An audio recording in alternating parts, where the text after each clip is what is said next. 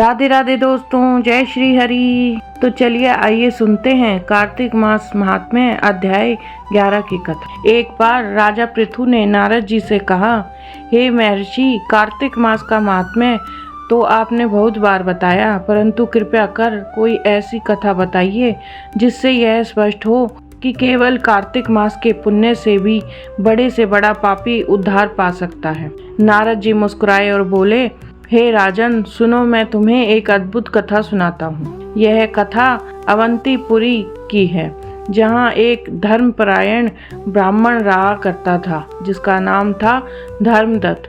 वह अत्यंत सच्चरित्र, विद्वान और दानी था।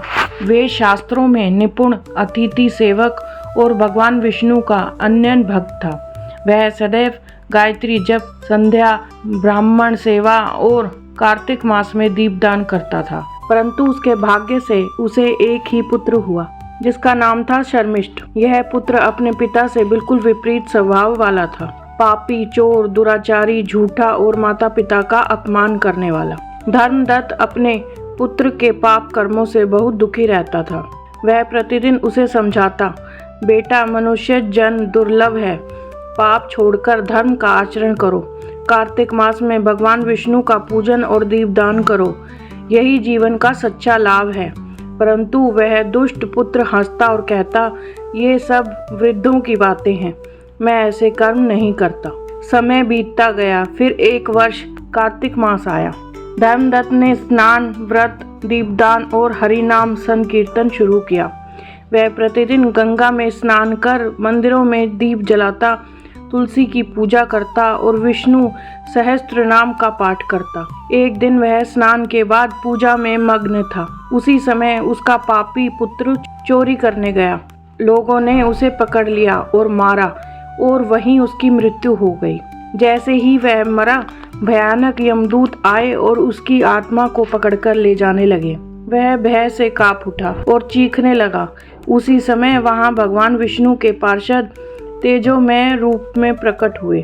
उन्होंने यमदूतों को रोका और बोला, रुको, यह ब्राह्मण पुत्र है। इसके पिता धर्मदत्त ने कार्तिक मास में भगवान विष्णु को प्रसन्न करने के लिए दीपदान, व्रत, स्नान और हरि पूजन किया है। पिता का पुण्य पुत्र को भी स्पर्श करता है, अतः इसकी आत्मा को नरक नहीं, विष्णु धाम में ले जाया जाएगा।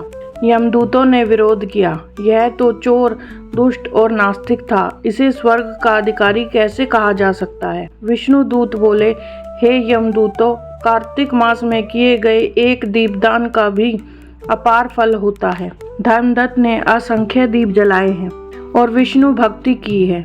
उसके पुण्य का अंश इस पुत्र को भी मुक्त कर रहा है। यह भगवान के धाम को प्राप्त करेगा। यह कहकर विष्णु दूतों ने उस आत्मा को दिव्य रूप दिया। उसका शरीर स्वर्ण के समान प्रकाशमान हो गया और वे उसे लेकर वैष्णव विमान में बैठाकर वैकुंठ लोक ले गए। उसी रात धर्मदत्त ने स्वप्न में देखा, आकाश में एक अद्भुत रथ जा रहा है, जिस पर उसका पुत्र तेजोमय रूप में बैठा है। वह बोला, पिताजी, मैंने अपने जीवन में बहुत पाप किए, परंतु आपके द्वारा किए गए कार्तिक दीपदान और विष्णु पूजन के प्रभाव से आज मुझे भगवान विष्णु के धाम की प्राप्ति हुई है। आपकी भक्ति ने मुझे नरक से उबार दिया। अब मैं शाश्वत आनंद में हूँ।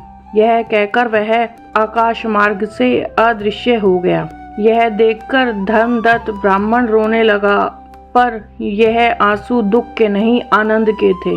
उसने भगवान को प्रणाम किया और कहा, हे दामोदर, आपने मेरे पापी पुत्र को भी तार दिया।